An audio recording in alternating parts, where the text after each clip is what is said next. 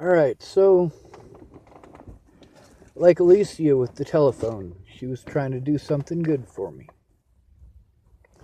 My dad, with this vehicle, he was trying to do something good for me. For once in his life. Now, let me explain to you how wasted time does nothing to help me. I needed help so that I could get my disability back. In order to do that, I need to be able to take these people to court for the things that they did. Before I can take them to court for the things that they did, I need someone on my side. Meanwhile, nobody can be on my side unless they take a look at everything that's going on, and I have a calm place where I can work on that. Getting screamed at doesn't help. So when I'm screaming, I'm fucking frustrated. I'm fucking livid because I can't get anyone to take the time to look at it. But they can spend all the time in the world for shit that doesn't help. When I was at my dad's, I was trying to explain to him that I couldn't get my disability back because of the warrants. He said, "You're in a different state now. It's different, Sean." So even though I had looked it up already and I had tried explaining it to him, he had it that it's all right in his head. He knows better than I do. So he had it in his head, not caring that I needed positivity in my life. He's not bringing any positivity in my life. He's telling me what to do, telling me how to think and how to feel about a situation that he would not feel that way if he were in it. So he wants me to get new shoes, okay? So you see these boots?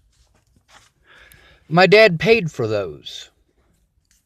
That's not helping. That money could have gone to getting my medical records sent to his address. This vehicle, you see it? Yeah, my dad gave me this.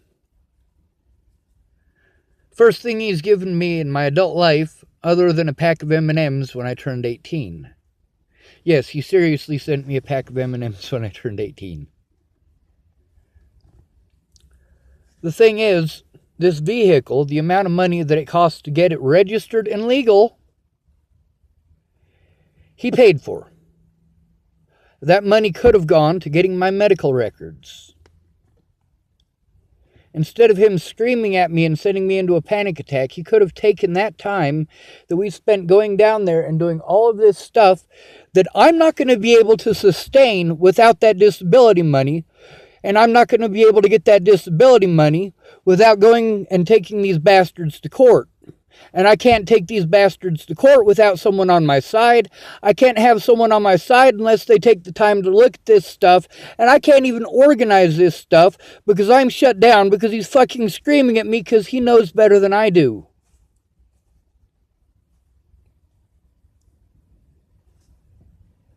But he was wrong.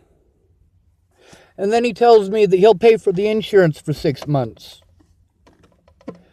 My insurance lapsed. He didn't pay it. He spent a lot of time doing shit like this. He took the time to take me down to the bank to get a bank account set up so that when my disability money comes in, it can go to that bank account.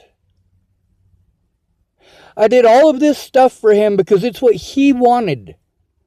Because he wouldn't listen to a word that I had to say. Meanwhile, I know and he doesn't. So while I was up there in Washington State, I looked it up. Yes, in Washington State, it's the same. It's a federal thing. It doesn't matter where I'm at. Those warrants prevent me from getting my disability back. In order to do that, I need a lawyer. And a lawyer won't take my case because they did too much. Too much was done to me. They were able to do things across jurisdiction. Illegal things across jurisdiction. To prevent me from being able to defend myself, to threaten and harass and intimidate my friends, who threw me away. Candace didn't throw me away until after I tried to kill myself over the shit that I went through at her fucking house. She tried saying that I had access to the internet the whole time I was there, but I didn't. I only had access to it at night while she was there and her kids were there. And I couldn't talk about rape and murder and fucking child molestation and fucking stalking. These are little kids. And she's like, oh, it's fine, they're playing, they're not paying any attention. But then after I got out of Clearview and I tried to get a hold of her, she threw all that shit in my face. You know, I let you stay here for a whole week. It wasn't a whole week. You know, Sean, you had internet access the whole time you were here. No, I didn't. I couldn't even hardly get my fucking phone to work most of the time. So my dad spent a lot of money for things that end up costing me money in the long run and fucking me over.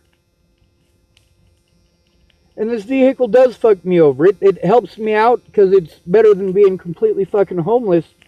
But at the same time, like, I didn't need shoes. My stepmother, she bought me this hoodie and she made me promise that I would wear it every day. Diane, shut the fuck up! That's stupid shit! Why the fuck does it matter if I wear it every day?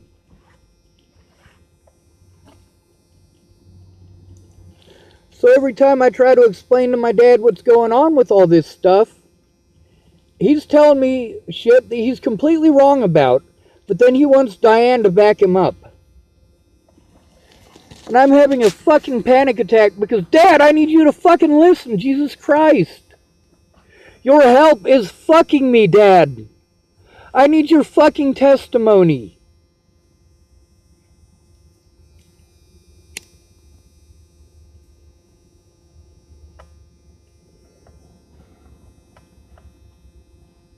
So he won't talk to me now. Because I told him he was wrong. Because I tried to get him to shut up for 5 goddamn minutes and listen to what the fuck I had to say. But he kept on interrupting me to tell me how to think and how to feel, and this is gonna fix it and that's gonna fix it. No, Dad, this is shit that I've fucking tried. So he's wanting me to go to autism meetings. And he's wanting me to live in this fucking Jeep. I'm only staying in the Jeep because I can't stand to be around my fucking dad. I can't stand to be treated like shit for trying to open my goddamn mouth. I needed him to look at that shit. Meanwhile, I'm completely fucking shut down because every time I try to get him to look at it, he treats me like shit. His goddamn opinions of shit that he didn't bother to look up and situations that he's never been in.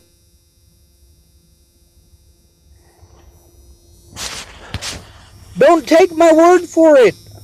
Look this shit up for Christ's fucking sake, Dad. Instead of calling me a liar because I'm telling you the truth and you don't want to believe it.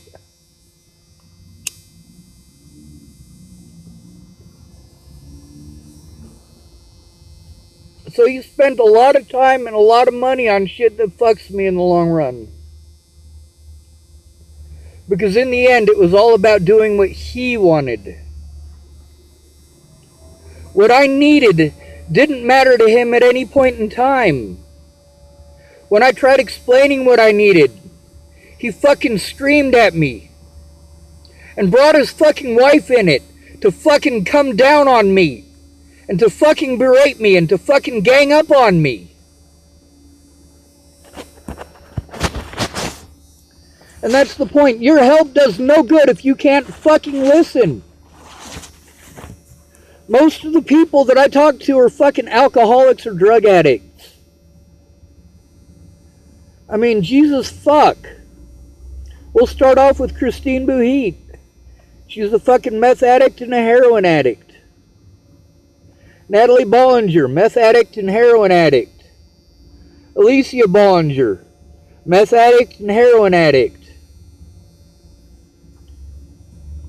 Some of these people are addicted to pills, and that's fine because pills are legal. A doctor gave them to them.